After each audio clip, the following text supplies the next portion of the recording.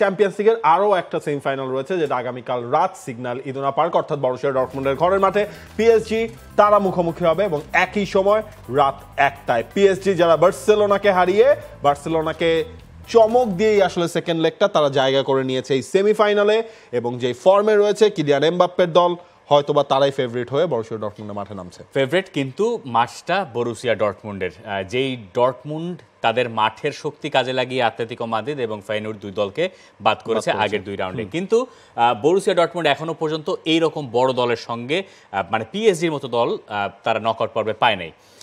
একই গ্রুপে কিন্তু তারা ছিল এবারে, একই গ্রুপে ছিল এবং দুই গ্রুপের যে ম্যাচের রেজাল্ট ছিল একটা 2-0 গোলে তারা হেরেছে আর ঘরের মাঠে 1-1 গোলে তারা ড্র করতে পেরেছে। ঘরের মাঠ বলেই ডর্টমুন্ডের কাছে হয়তো কিছুটা শক্তি আছে, কিন্তু সেটাও আসলে কতখানি ধারাবাহিক সেটা নিয়ে একটা প্রশ্ন তুলতে পারেন।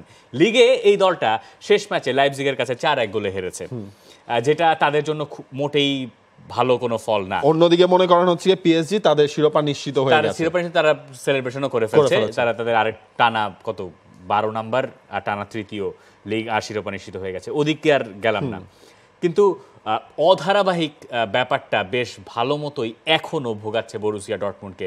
তারা 2013 সালের পরে প্রথম খেলছে সেমিফাইনালে, তাদের জন্য কাজটা খুবই কঠিন, কিন্তু কিছু যদি পেতে হয় তাহলে এই ফার্স্ট ঘরের মাঠে আসলে আদায় করে সেকেন্ড লেগটা ভেরি ডিফিকাল্ট হয়ে যাবে, স্পেশালি কিলিয়ান এমবাপে বারকোলা এদেরকে আটকানো।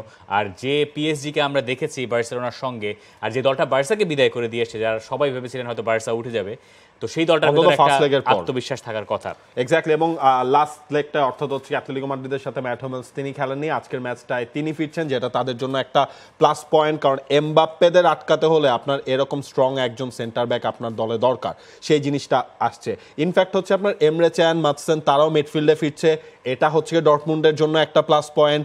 সামনে তো হচ্ছে ফুলক্রুক তো আছেই, যিনি হচ্ছে ডর্টমুন্ডের এই সিজনে সবচেয়ে বেশি গোল করেছে, 14টা গোল।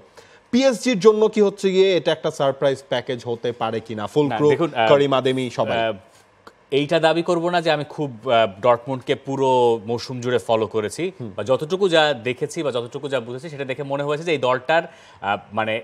এই দলটা খুবই মানে বলে না সারপ্রাইজ প্যাকেজ, যে বাংলাদেশ টিম কখন জিতবে আর কখন হারবে কেউ জানে না, এইরকম একটা ব্যাপার বরুসিয়া ডর্টমুন্ড হয়ে গেছে। মানে তাদেরকে আপনি প্রেডিক্ট করতে পারবেন না যে তারা জিতবে নাকি হারবে, পুরোটাই ওই গ্যালারির শক্তি আর ওই মাঠে সানচোর বা যারা খেলছেন তাদের জন্য হয়তো একটা সুযোগ, যে কাউন্টারটাকে তারা সুযোগ পাবে যদি তারা রিয়াল সোসিয়েদাদ বা বার্সেলোনা দেখে, প্রেস যদি তারা করে পিএসজিকে তাহলে তারা সুযোগ পাবে, কিন্তু সেই প্রেসটা করে সুযোগ পেলেও অপোনেন্ট তো আবার ওপাশ দিয়ে ট্রানজিশনেও ম্যাচটা ঘুরে দিতে পারে, এবং ট্রানজিশনে আরও বিপদ হচ্ছে কিলিয়ান এমবাপে।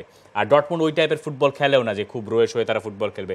সো আমার মনে হয় যে এই লেগটায় আমরা প্রচুর গোল দেখবো, অ্যাটলিস্ট ফার্স্ট লেগটায় ডর্টমুন্ড এবং পিএসজি ম্যাচটায় প্রচুর গোল হবে বলে আমার মনে হয়।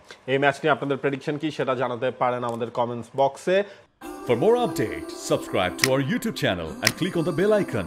Follow us on Facebook and Instagram. Download T-Sports app to enjoy exciting games and highlights. Visit tsports.com.